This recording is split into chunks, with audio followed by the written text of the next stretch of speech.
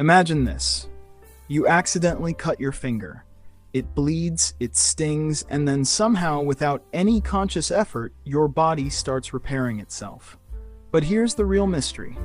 Your body follows a precise biological blueprint, a microscopic repair protocol that's more advanced than any technology we've ever built. So the question is, how does your body actually heal a wound?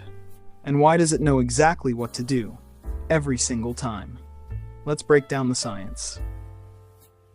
Today, we're diving into the 4 scientifically proven stages of wound healing, and I promise, by the end of this video, you'll look at every scratch, cut, and bruise completely differently. Number 1. The alarm system. Hemostasis. The moment your skin breaks, your body goes into full emergency mode. Blood vessels constrict instantly, almost like shrinking pipes to reduce blood loss. Then, platelets rush in. These tiny cell fragments work like biological construction workers. They pile together and form a plug. But here's the cool part. Platelets also release chemical signals, kind of like group text messages, telling the rest of the body, "Hey, we've got a breach. Send reinforcements." This stage is called hemostasis, and without it, you'd bleed endlessly from even the smallest cut. Number 2. The cleanup crew. Inflammation. Next up, inflammation. And no, inflammation isn't always bad. White blood cells, especially neutrophils and macrophages, rush to the wound site like a biological SWAT team. Their job? Kill bacteria, remove dead cells, clear out debris. Macrophages are basically the janitors of your immune system, but they also release growth factors, telling your tissues, "All right, the mess is gone. Time to rebuild."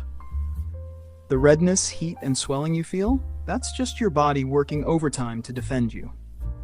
Number 3. The rebuilding phase. Proliferation. Now the body becomes a construction zone. And halfway, fibroblasts move in. These cells lay down collagen, the protein that acts like scaffolding for your new tissue. B. New blood vessels form. This is called angiogenesis, and it's crucial because without blood flow, your new tissue can't survive. C. The wound starts closing. Special cells called myofibroblasts pull the skin edges together, kind of like tightening a drawstring. This is usually when you see the wound shrinking and turning pink. Inside, millions of cells are dividing, organizing, and rebuilding without you ever noticing. Number 4. The polishing phase. Maturation, remodeling. Even after a wound looks healed, your body is still working behind the scenes. This final phase can last months, sometimes years.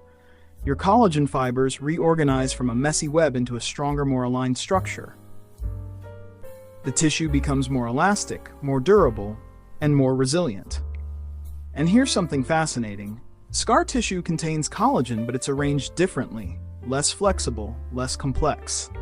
That's why scars look and feel different from normal skin. But make no mistake, this phase turns your wound into fully functioning tissue again. Your body is basically running a microscopic construction project, 24/7, without you ever having to think about it. Every cut tells a story, and your biology is the author, engineer, and repair team all at once.